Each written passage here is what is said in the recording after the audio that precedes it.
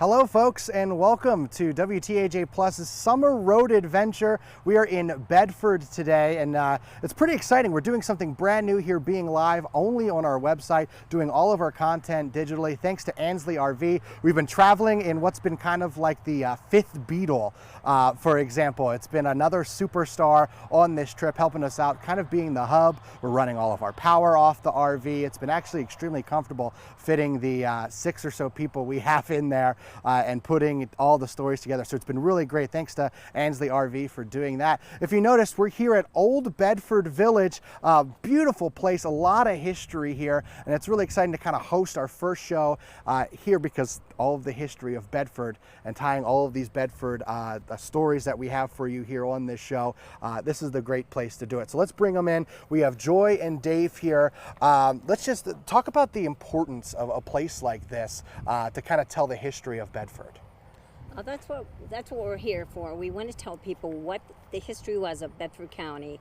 We bring students in here to learn 1800s living. A lot of the kids that come here, they don't realize this is how their grandparents or somebody has lived.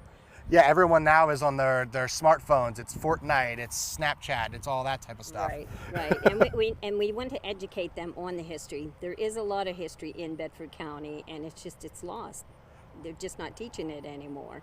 And that's why you can bring the students in. And Dave, you do something that's pretty unique, probably these kids haven't seen before, but smithing. Tell us what the kids can get out of seeing all that. Well, when they come in my shop, they can see methods that were done in the 18th and early 19th century in tool making, household items.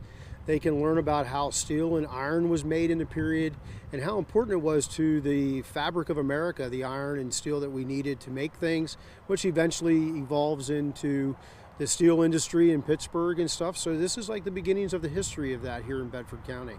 And Bedford is historic. We're talking, all the time. Every place we went, they talked about the history and without. It's so important to tell these kids what happened back then. Right, it is, and that's why we have our program that's called Hands On, because we do want to educate them what the history was of Bedford County. It's a very family-oriented. There's a lot of seeing. There's a lot of things that the kids can do. Somebody can do anything. I mean, there's a lot to do for all ages. It's not just for the kids. It's for everyone. And then with you guys have a Facebook page, Old Bedford Village, and you're able to go on there and win some prizes, I've heard. Yes. What we want you to do is go on our Facebook page under Old Bedford Village. If they do that, they like us, they follow us, they have a chance to win some prizes and some passes to get into Old Bedford Village. That's great. Guys, thanks for hosting us here. I think this is a perfect location for being here on Bedford for the first Summer Road Adventure. Thank you guys so much. All right, you're welcome. Guys, we've been, as we said, we've been traveling all over the place and checking out all these two things. Another piece of history is Old Bedford Fort. Sean was a part of that with us. Sean, I want to bring you in. You're new to the whole area. So this is kind of new for you. Have you been out to Bedford before? I have not. Being kind of in that Cambrian, Somerset County area, this was absolutely nice to not only get out of the county and explore this county, but really just learn a lot. And I can tell you, going to the museum today, I learned a lot. Yeah, you got to see a whole bunch of different stuff and get to show off some of the cool things they have there. So let's take a look and see what Sean saw. We have something for everybody who's interested in history. The Fort Bedford Museum, full of history, built in 1958 by the citizens of Bedford to commemorate the original 1758 fort. The museum features many historical artifacts, including a 200-plus-year-old flag. It overheard meetings and conversations between General Forbes, Bouquet, and a very young George Washington. The flag is one of a kind. This is arguably the only remaining French and Indian War era flag in existence. Also cool, the recent acquisition of a trunk from 1786 of one hero known as Indian Eve Ernst. It is the actual trunk that Eve Ernst purchased in Fort Detroit and brought back with her as she walked home to Bedford in 1786, carrying the few possessions that she had. Like many of the authentic items in the museum, the trunk was passed down from generation to generation and then donated. Of the many visitors, one couple came all the way from Ohio to see the museum. So my wife and I are on vacation, and we like to go to the various historical sites on vacation. So this year's theme was kind of in the French and Indian War, and a lot of that stuff happened here in southern Pennsylvania. Shepard says while history may seem dull, getting out and exploring brings it to life. Fun thing about history, everyone thinks it's boring when you're sitting in class, but when you get out to experience and see those items in life and you can experience it, that takes it to a whole new level. If you're on the fence and want more history, Fort Bedford Museum isn't limited to just the French and Indian War. It's meant to be about the French and Indian War, but really we have something for all periods. Sean, great work there. Now you saw all these different things. What is something that stuck out with you when you're going through the museum there? So lots of things that stuck out, but I think one of the bigger ones was a flag that's more than 200 years old, sat in the presence of conversations between, George Washington and many other people, which, it's crazy to think about. So that was something that really stuck out, and, one of the bigger attractions there that Jen was talking about. Yeah, that's really neat. I mean, you kind of get into the presence of history and you get to see some of these things that may have encountered some important person in history, and you kind of get taken aback, don't you think? Oh yeah, for sure. Sean, thank you so much for doing that for us, and that's been kind of a theme, this whole way, all this history and things like that. So we stopped at Golden Eagle Inn while we were putting some of these stories together. We went to Golden Eagle Inn, and it's actually a bed and breakfast there that you can actually stay, and breakfast is included into the restaurant. And it's actually from Dr. Anderson. You kind of get a little bit of a theme from Dr. John Anderson downtown with the Anderson House, but they think this was his residence back in building it close to the end of the 1700s. They say on their website 1794 that was known as the Anderson Mansion, and they actually have a lot of things from food to the pub downstairs. It's really a lot for you to get to experience there at Golden Eagle. Ours is a very old inn with a lot of modern conveniences, and I think good overall atmosphere, charm, good food, good drink, good company, nice atmosphere for enjoying both. I also want to talk a little bit about the food at Golden Eagle. It's something that I got to experience personally with Chili Fest in downtown Bedford. He likes to experiment and do some different things. It's something different every week. When he did Chili Fest the one year, it was alpaca chili. When Chef Zach did Chili Fest the next year, they did kangaroo. So he likes to experiment. He likes to do new things. Here's what Tom had to say about the food there at Golden Eagle. His corned beef duck, which was just sensational. Honestly, he does something great every week. We are known for the burgers, which are Pat LaFrida burgers. They're the best there are. And, but we do really a little bit of everything. Yeah, so I mean, and again, the common theme you're going to hear about is the Anderson name downtown. Right in that little area, right next to Golden Eagle Inn, is the old Anderson House, which has been converted into Southern Alleghany's Museum of Art, and that's when we bring in Darby Sparks here. Darby, you got to see some of the art there, and I think one of the cool things is they incorporate local artists. What are some of the things that you saw there? Well, their first floor is a exhibit that shows the difference between urban and nature landscapes, and so I thought that was really interesting. And then in the upstairs they really feature some of the more regional and local artists, so I really liked that. So you were able to take a tour. Michael took you on a tour. Let's take a look at that. Hi, I'm Darby Sparks, and I'm with WTAJ, and this is Michael Wells, and she's a Visitor Services Associate with Sama Bedford Art Museum, and she's going to give me a tour around. First of all, what painting are we standing in front of right now? Well, this is Altoona, and it was done by Kevin Cutts, and he is one of our more well-known local artists, and we're pretty proud to have this piece displayed. Sweet. All right, let's take a look around. She takes me around the first floor's exhibit to start. Right now we have on exhibit landscapes and urbanscapes. Wells says that the exhibit is put on so that people can recognize the contrast between the two. The difference in style and the colors, it makes it interesting just because there's so much change and you're visually interesting. The first floor features various artists, both local and international, and displays pieces that were made during different time periods. People who have come in here to see the art have been extremely surprised at the quality and the quantity of art that we have here in this small town. Their collection also includes many well-known names. In our permanent collection, we have an Andy Warhol, we have Rembrandt, we have Mary Cassatt, the Peels. Moving up the stairs, which are decorated by an impressive poster collection, the second floor exhibits are more focused on regional artists. He was originally from Altoona and then later moved to Pittsburgh. Featuring currently a photographer and an oil painter.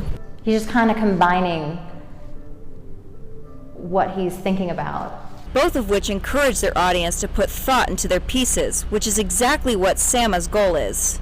The importance of art has lost some ground in our culture, and I feel like we are trying to remind people that you do need it. I think that our goal as Sama employees and Sama, like the museum itself, is to show people how art can affect you.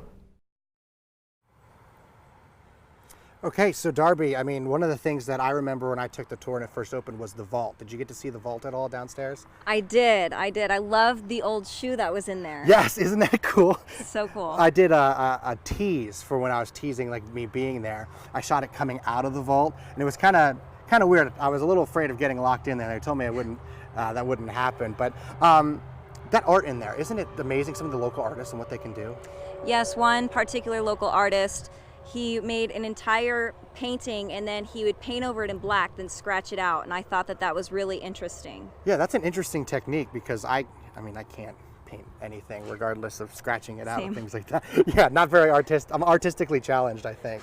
We'll see that in a little bit later. Darby, thank you so much for being with us. We'll have you back in just a little bit. And guys, as we said, one of the things that these businesses are very connected. There's a lot of camaraderie in these businesses, and one of those was Bluefield Herbery that we were there. Actually, no, Pigeon Hills, we're talking art, sorry. Pigeon Hills, we were talking about art, and I don't have any skills at all. We were at the Pigeon Hill studio where they show off some of this art pieces, and what's really neat is it's a nice place where they host some of these downtown Bedford events where other businesses set up shop for things like Chili Fest or the Wine Walk, and they can start right in there. Mary Pat was kind enough to give me a little bit of a clay lesson, and just see how I did. All right, Mary Pat, how do I begin? Because I totally listened. It's just the comprehension problem. Okay, put your hands on it like this, and then put your thumbs together and just press down until I pretty much tell you to stop. Don't go the whole way down. Pressing down. Thumbs are wet. Okay, why don't you stop? Take a look at it. A little bit more. I'm like a... Okay, that's good. That's good. All right. See, that's good. Good job. Look, he's centering a pod, opening it up. So now what you want to do is you want to put your fingers in and just go straight across. Oh, that's right. That's the assisted. Yeah, thing. and don't go farther than this outside edge. Okay. Okay. Keep on going a little faster. Okay. A little bit more. Just on the inside. See how? There, good. Stop. Okay. Ooh. So now I'm just going to press down in this pot. For some reason, my pot had like a little knob at the bottom there. Yep. Okay. That's common on newbies. But that's a way you can make a handle too. So do you teach people how to do this here? Yeah, I teach people how to do it. If people want to try it, I do a one-time. I call it take a spin class. Oh. And it's a one-time session where they'll throw about 4 or 5 pots, and it takes about 2.5 hours. And a lot of people discover that it's a lot harder than it looks. Oh yeah. And they either really like it, want to come back, or they're glad they crossed it off their bucket list. Okay, what's next? Okay, so now what you want to do is you want to work on this side of the wheel right here. Yeah, the 4 o'clock. And you want your hands always to be together, so hands touching, hands touching. So that's make right. a bird, Yes, the bird. Yes, and the bird. make a claw. Okay. Okay, and these 2 fingers start at the bottom of the wheel. These 2 sit here, and you just squeeze together and pull all the way up. You need to put a little bit more pressure on there. Okay. All right. Okay. All right, so I have a little bit of a wobble, but it's okay. A little bit of a wobble, but we can save that. But the way you prevent that wobble is when you come off of it, be very slow and controlled. And if you go off too fast, that's how you get a little wobble. But we'll clean it up a little bit. See, that's the problem. I'm never in control. That's okay. This is all good fun. Okay, so why don't you try that one more time? Okay. Okay, hands Bird. together. 4 o'clock. Yeah, claw. Add a little water so it's a little slippier. Easy does it. Easy Oh, does no! it. Classic No! beginner's move. No! But we can fix that. It's like a lid for. That's a nice little lip for like a sippy cup. I'm making a sippy bowl. Hey, you know what? You just made the classic beginner's move. Well, So- I'm glad so that the you're people good. at home get to see that. Yes. The classic This is- beginner move. Yep, that's what happens. So now we'll just start again. So why don't you give it a shot? Oh gosh. Okay. Keep your elbows on your knees. There you go. All right. All right. Here we go. Giant fingers. Impatient fingers. So squeeze, but not too hard and not too fast. And go up, up, straight. Whoops, straight up. There we go. You want to make a cylinder. You want to go straight up, not out. Okay. Okay, try that one more time. So nervous. You're doing a great job. Especially for a beginner. Nice. Good. I think we should call that a day. I think we should call that a day. Look at that. What's your favorite color? Blue. Okay, I'll make it a blue bowl. We'll make it a blue bowl. So Yeah. if people want to come check out Pigeon Hill Studios, what can they do? They can take a spin class if they're serious potters or have had pottery experience before. I offer memberships, monthly memberships, and they can also come in for workshops. I offer a variety of pottery workshops. You can always check my Facebook page or my website, which honestly I don't update it as much as I should. I also have open studio on Tuesdays, so if they do artwork like painting, drawing, and they want to get feedback from peers, I have retired art teachers here. I have a variety of really skilled artists that help to encourage people who are trying to improve on their skills. So it's a great atmosphere on Tuesday night to just come and hang out and do some artwork and be among peers. That's awesome. Art in Bedford, folks. Thanks, Mary Pat. Thank you. And yeah, so I mean, doing that clay pottery is not something that I do very often. And she said I actually made the first beginner's mistake right off the bat. So I guess I did as expected. And it's something that you do and you think, oh, you know, making a clay pot might be a little easy. It was actually really hard. Thanks to Mary Pat for having patience with me and teaching me a little bit about pottery. She said she's actually going to take that bowl and make it and actually make it into something. So maybe a little bit later in the coming weeks, we'll be able to show you what that finished product is. We were talking about some of the interconnectivity of some of these businesses downtown, how they point you into one direction. Hey, you need a bite to eat, go here. If you are looking for some cool things to wear, we have this shop over here. And one of those places that have really seen it all happen over the couple years is Bluefields Herbery. They've been there for 23 years, and it's one of those natural medicine herbery places where it kind of tries to treat really any ailment. They've just got in the CBD oils is something that obviously we've talked about on the news a little bit as it's popped up and become more and more popular. But it's really about trying to treat and to have a healthy lifestyle through these natural ways. People always are amazed with the town as far as small as we are, but they just love this area. They're impressed. The people are very helpful. They're outgoing and try to help everybody. We get a lot of transit in this area. And the other thing that they talked about is something that really catches your eyes when you're in Bedford is their window display. They change that thing seasonally and they put a lot of work into it. Eddie's wife and his brother-in-law kind of work together on the creativity, and it's really something that people see when they're downtown and they notice, and that's what makes them come in. Actually, it's been a place for photography. Listen to Eddie tell us about that. That brings a lot of people in the store. Many photographers and pictures are taken out there, believe me. Actually, that started with my wife. She loves that, and her brother, which was in New York, now he's in Philadelphia. but he was into all that. So he comes up with these great ideas. I just get to do the work, you know. He has the ideas and puts everything behind it. But, you know, we work as a team. We have a couple other folks from the Altoona area that come in and help us. And, you know, it's a team effort. And that was a neat little place. Darby was in there for a little while. That place was kind of neat, wasn't it? It smelled so good. Yeah. I thought that it was just so soothing, everything in there. So yeah, it was amazing. And the essential oils, and Eddie was quite the character too. You walked in there and, you know, we just had gotten really off the RV and we're kind of getting our footing, and he kind of got the energy up right away. Yeah, he did. He really picked us up. He had a lot of jokes to give out. And You asked him, he was like, so how are you doing? And he said, if I was doing any better, I couldn't stand it. yeah. So he was quite the character. One of the other places we all visited together was Old Bedford Brewery, and taste some of those beers.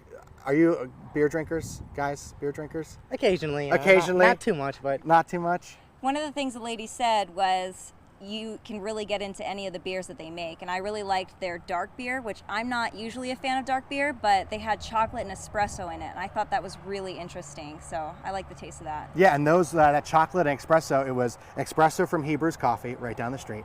And then the fudge was from Bedford Candies. Again, all these businesses working together, incorporating. Here's our time at Old Bedford Brewery. Old Bedford Brewing has become a hotspot in Bedford to stop, sip, and relax. There was a lot of people in town that were familiar with craft brews, and then there was a lot of people that weren't. So we found that we had an opportunity basically to, the folks that wanted craft breweries, beer, they were able to come here, and the folks that weren't, we had an opportunity to basically introduce it. All beers are brewed on site and have names reflecting the history in Bedford. Because Bedford played a role in the Underground Railroad during the Civil War. So that's why we brewed this. It's called Railroad to Freedom Wheat. A lot of our beer names correspond to the history in and around Bedford. Whether you like an ale or stout or maybe not beer at all, Old Bedford Brewing is confident they'll find you something you like. If you come in here and you can't find a beer that you think is drinkable, then I'll be surprised. I've converted many a non-beer drinker into liking something. And I think I can speak for almost all of us, but I know personally I would visit that place again in a heartbeat. Give it a try when we're not working. Absolutely. I'd be down. You'd be down. Give it a try when we're not working. So day one's in the books. How'd you feel about Bedford? You guys get to learn a little bit about Bedford? I love Bedford. Absolutely. Sean? Oh yeah, you know, I'm definitely coming back. Definitely coming back. Tomorrow's Blair County, but we want to thank Old Bedford Village for having us here. Guys, let's talk one more time about the place. How can people visit and how long are you guys open? Okay, we are actually open we are open in May to October, except we do have 2 Christmases, the first 2 Saturdays of December. So I'm gonna let Dave here. And we have an event coming up here in August. It's a very good event. It's a Living History event. We're going to have a lot more people in the buildings demonstrating what they do, talking about different periods of history, kind of like a timeline. So we're going to have a lot more crafts for people to see, and that is the 17th and 18th of August. And then later in the month, we'll have an event that has to do with a special Civil War event that goes on here. That'll be like a recruitment event for the Union Army. So wow. And again, it is very family oriented. There is something for everyone, all ages. Something for everybody, folks. Old Bedford Village, thank you guys for hosting us here as we do our first live summer road adventure show. It is in the books. Thank you to all of the places in Bedford County for letting us kind of invade their space for the day.